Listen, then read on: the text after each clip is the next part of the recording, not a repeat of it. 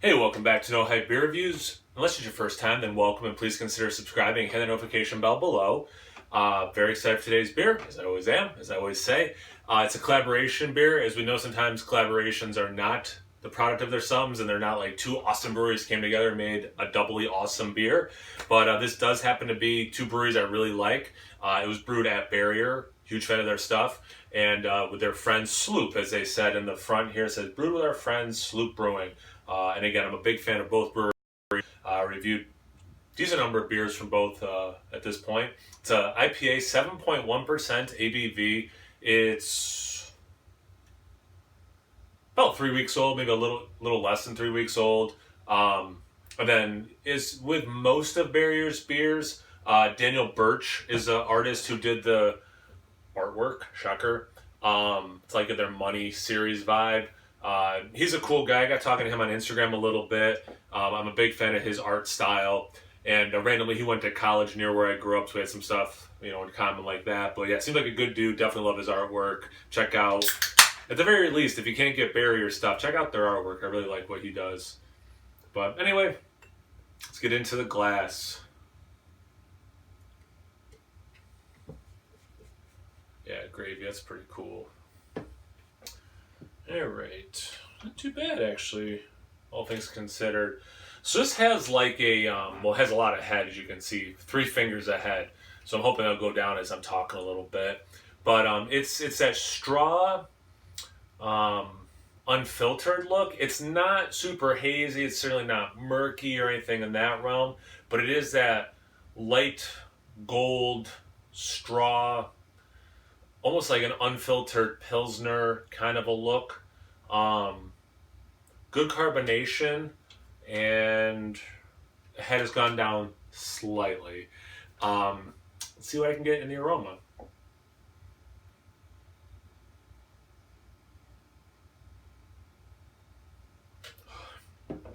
I'm getting a lot of citrus, and I don't know if it's just the color throwing me off, but definitely that lemon, like lemongrass kind of a way. I say lemongrass because there's a little bit of this earth herbal thing as well. But for me, it's not like lemon pledge lemony, but that is probably the dominant aroma I'm getting. It's just lemon, not lemon pledge. And there's some of that zest in there. That sniff, I got a little bit of just more like generic orange fruit, but orange citrus fruit. But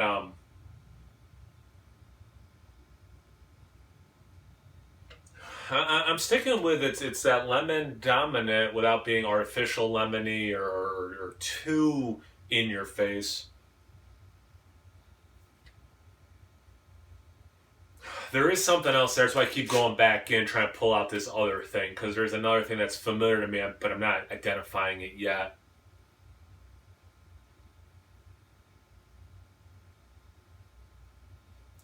Almost like it's a hoppy cracker, which I guess is probably a combination of two things: the traditional hoppiness of the beer and the crackery malt. But there's still something else I'm just not quite pulling.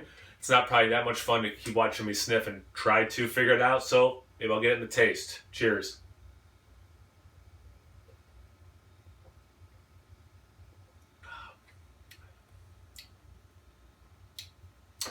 I like that. Number one, or the number one thing I'm going to say. One of the reasons I like this is because it's at least a little different than what I've been drinking lately. There is bitterness there, but it does have a nice level of sweetness. And I don't know if I would have guessed this as a single IPA, but it doesn't have that double IPA sweetness characteristic either. It's unique in a good way, and I really appreciate that.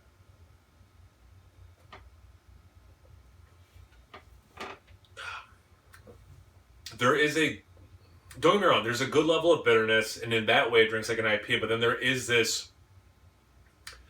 I can't say sweetness throughout because initially there is not that sweetness. So maybe like the last 80% of it, you get the sweetness throughout.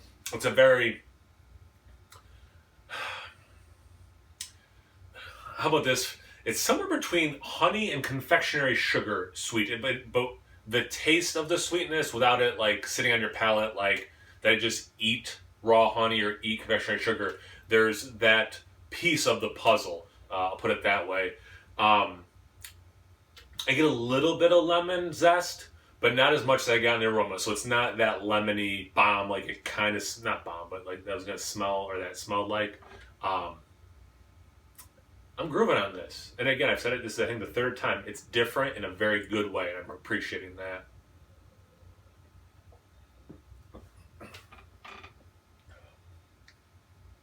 Like the aroma, I get some of that crackery malt. There's some West Coast fighting, but it's losing the fight. It's more of what I would consider like an East Coast, not Northeastern or New England, more of just like an East Coast kind of IPA, which has that West Coast influence. Made by two people who can make a good New England, but aren't doing that right here. It's crisp in a way that's refreshing. Um, yeah, this is good. This is, I could drink these, I could drink a few of these and feel good. Won't get palate fatigue. I'd enjoy the whole experience. Yeah, I'm liking this beer. I think it's obvious it's not blowing me away, but I like it. If I was at a barbecue, people had this in the cooler, I'd be very happy. If this was the best beer at a bar, I'd be happy. Yeah, it's good. As far as collabs go, it's good. Yeah, you get it? Okay, good beer. So well done, guys. Check out Barrier and Sloop. They both make fantastic beers. Check me out, good transition, on Instagram and Untapped. No Hype Beer Reviews at both those places. So please like, comment, subscribe, and most importantly, imbibe. Cheers, everyone.